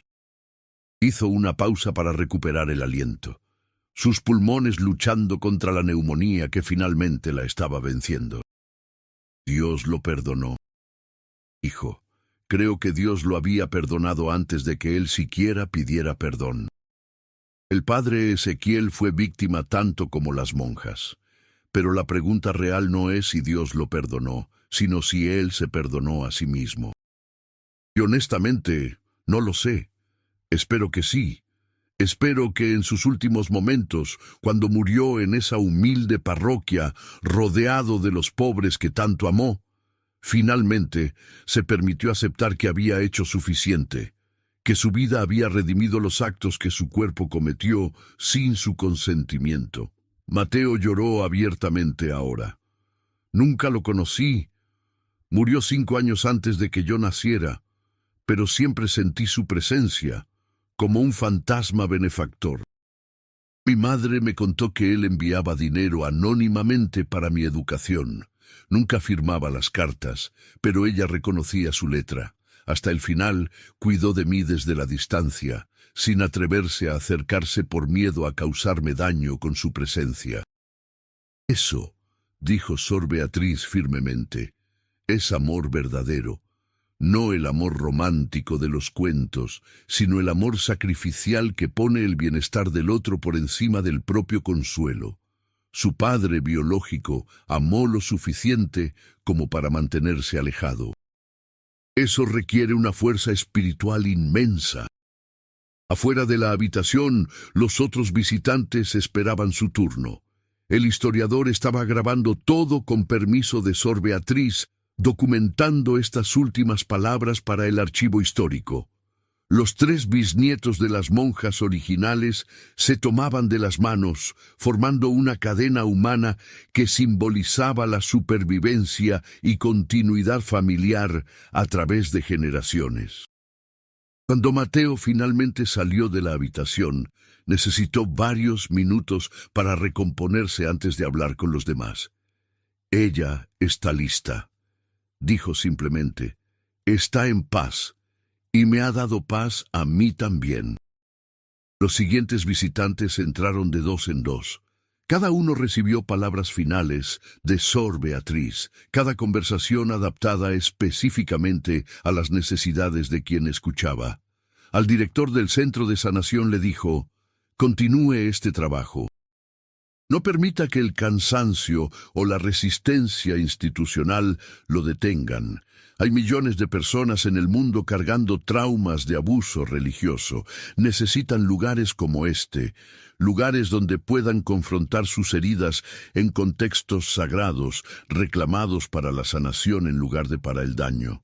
A los terapeutas les recordó: «Nunca olviden que están tratando con almas, no solo con psiques. El trauma espiritual requiere sanación espiritual, además de psicológica. No tengan miedo de integrar ambas aproximaciones, respetando siempre la autonomía de cada persona para definir qué significa espiritualidad para ellos». A los 3 bisnietos les dijo: «Ustedes representan la 4ª generación desde aquellos eventos de 1939. El trauma se diluye con cada generación si es confrontado conscientemente, pero también se fortalece si permanece oculto. Ustedes han elegido la luz sobre la oscuridad, la verdad sobre el secreto. Transmitan esa elección a sus propios hijos. Enséñenles que la historia familiar, por dolorosa que sea, es parte de quienes somos, pero no debe limitar quiénes podemos llegar a ser». Al historiador le encargó: «Cuente esta historia completa. No la endulce, no la simplifique, no la uses para agendas políticas. Cuéntala en toda su complejidad terrible y hermosa. Muestra cómo instituciones pueden fallar y cómo individuos pueden redimirse. Muestra que no hay víctimas perfectas ni perpetradores absolutos, excepto en casos extremos como don Rodrigo. La mayoría de nosotros existimos en zonas grises morales donde hacemos lo mejor que podemos con la comprensión limitada que tenemos». Finalmente, al caer la tarde, Sor Beatriz pidió que la dejaran sola, excepto por un joven sacerdote que servía como capellán del centro de sanación. El padre Miguel tenía apenas 35 años, parte de una nueva generación de clero formado en la era post-escándalo, entrenado específicamente en prevención de abuso y cuidado de víctimas. «Padre», le dijo con voz cada vez más débil, «necesito confesión final, pero no de pecados, sino de esperanzas». El joven sacerdote se inclinó cerca para escucharla mejor. «Durante décadas he trabajado con víctimas de abuso clerical. He escuchado historias que romperían el corazón más duro. He visto vidas destruidas, fe pulverizada, familias fragmentadas, y habría sido tan fácil perder toda esperanza en la Iglesia, en la humanidad, incluso en Dios». Respiró con dificultad, cada palabra requiriendo esfuerzo inmenso. «Pero también he visto milagros. He visto a víctimas perdonar lo imperdonable. He visto a perpetradores confrontar genuinamente su maldad y dedicar sus vidas a reparación. He visto instituciones corruptas lentamente reformarse. He visto luz emergiendo de oscuridad una y otra vez». Sus ojos se fijaron en el crucifijo que colgaba en la pared frente a su cama. «Mi esperanza final es esta: que la historia de 1939 sea recordada no como ejemplo de la depravación de la Iglesia, aunque ciertamente lo es, sino como ejemplo de la capacidad humana para la resiliencia». 3 monjas jóvenes fueron violadas bajo las circunstancias más horribles imaginables, y las 3 sobrevivieron. Las tres encontraron maneras de seguir viviendo, y de ellas descendieron generaciones que transformaron ese trauma en sabiduría. Una última pausa, más larga.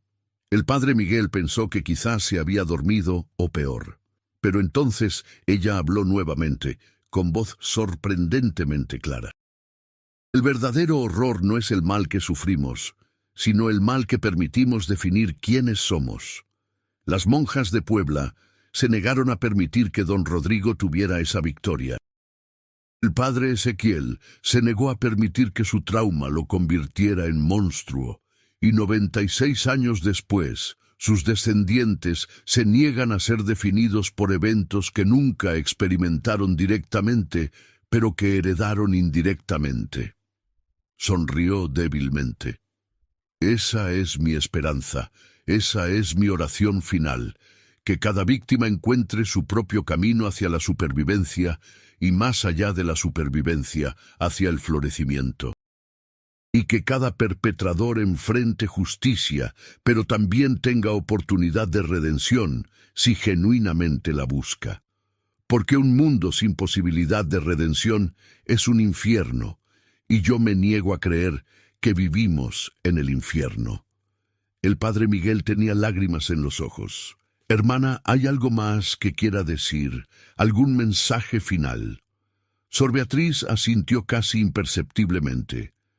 Dígale al mundo que el agua bendita puede ser envenenada por manos malévolas. Pero también dígales que el agua envenenada puede ser purificada nuevamente, que los espacios profanados pueden ser reconsagrados, que las víctimas pueden convertirse en sobrevivientes y luego en prósperos, que el final nunca es realmente el final mientras haya vida y voluntad de transformación. Sus ojos se cerraron. Su respiración se hizo más lenta, más espaciada. El padre Miguel comenzó a administrar los últimos ritos.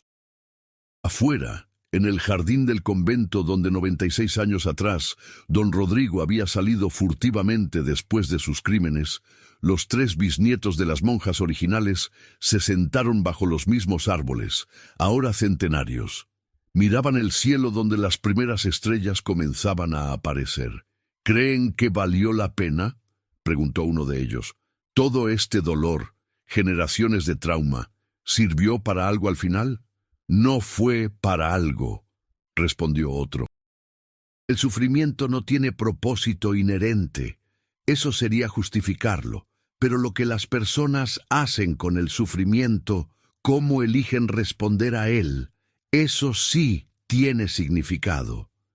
Mis bisabuelos sufrieron horriblemente, añadió el tercero, pero eligieron no permitir que ese sufrimiento se desperdiciara en amargura o venganza.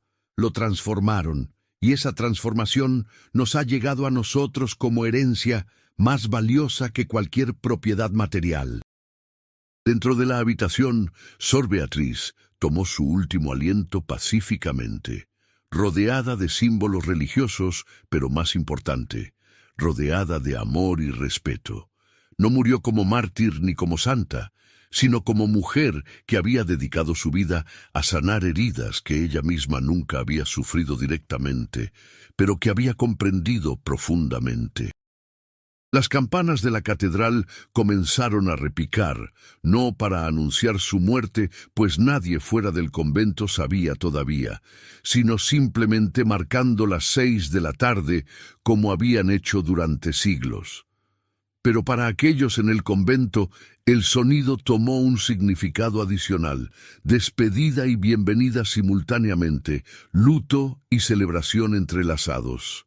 En las semanas siguientes, su funeral atrajo a cientos de personas.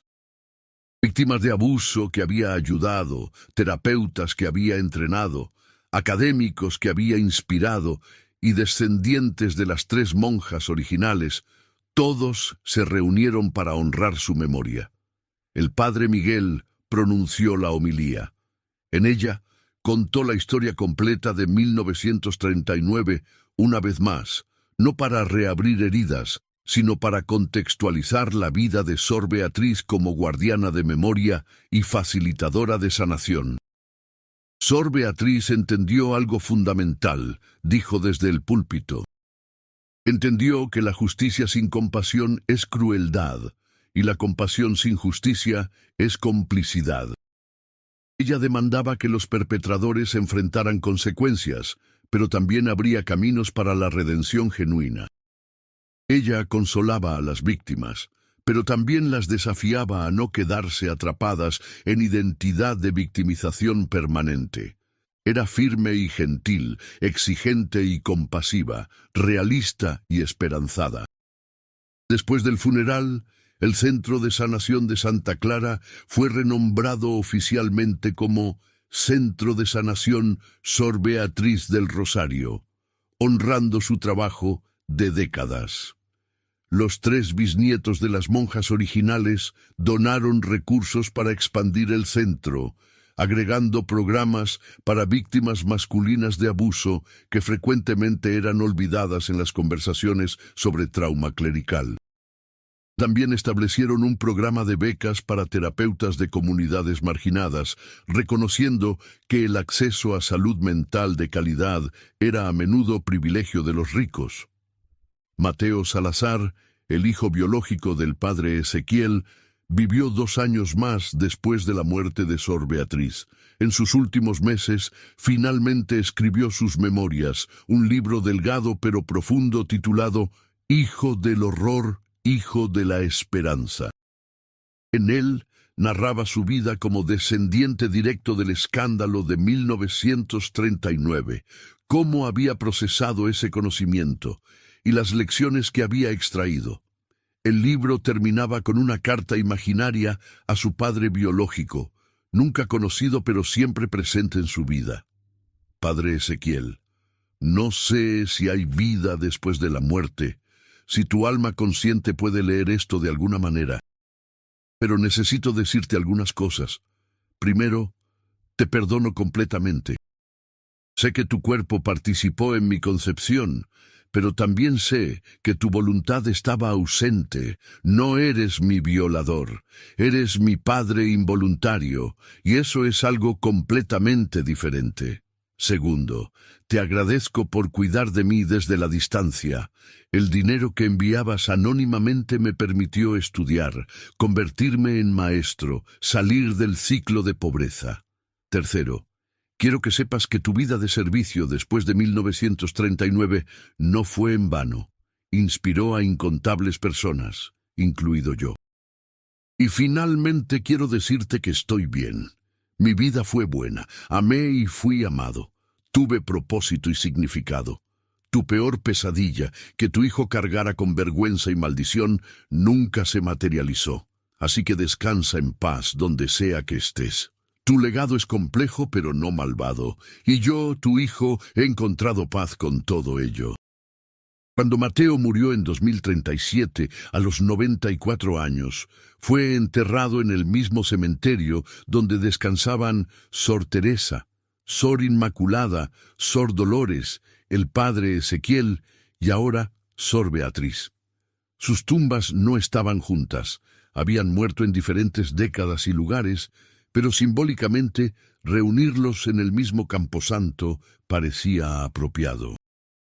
Para 2040, 101 años después de los eventos originales, la historia de las monjas de Puebla se había convertido en parte del canon histórico mexicano, enseñada en escuelas como ejemplo de las complejidades morales de la era postcristera y como caso de estudio sobre abuso institucional y sus consecuencias generacionales. Pero más importante que su lugar en libros de historia, era su lugar en corazones transformados. Miles de víctimas de abuso habían encontrado consuelo en saber que no estaban solas, que otras personas habían sobrevivido traumas similares, que era posible seguir adelante sin olvidar, pero también sin quedar paralizado por el pasado. El Centro de Sanación continuaba operando, expandiéndose a otras ciudades de México y eventualmente a otros países de América Latina. Cada centro llevaba el mismo mensaje: El trauma no es destino, la victimización no define. Y la redención, tanto para víctimas como para perpetradores genuinamente arrepentidos, siempre es posible. Y así, en una tarde cualquiera de 2045, 106 años después de aquella noche horrible, cuando don Rodrigo Maldonado drogó por primera vez al padre Ezequiel y comenzó su experimento perverso, una joven mujer de 28 años entraba al centro de sanación en Puebla buscando ayuda. Había sido abusada por su entrenador deportivo durante años. Cargaba con culpa, vergüenza y una fe quebrantada que la atormentaba. En la entrada del centro leyó una placa con las palabras finales de Sor Beatriz. El agua bendita puede ser envenenada, pero también puede ser purificada nuevamente. Y por primera vez en años sintió algo que había olvidado: esperanza. Entró. Y su historia de sanación comenzó, una más entre miles, todas conectadas por hilos invisibles a 3 monjas jóvenes que 96 años atrás se negaron a permitir que el horror las destruyera completamente. El sol se ponía sobre Puebla, las campanas repicaban y la vida continuaba, como siempre lo hace, llevando consigo las cicatrices del pasado, pero también las posibilidades del futuro.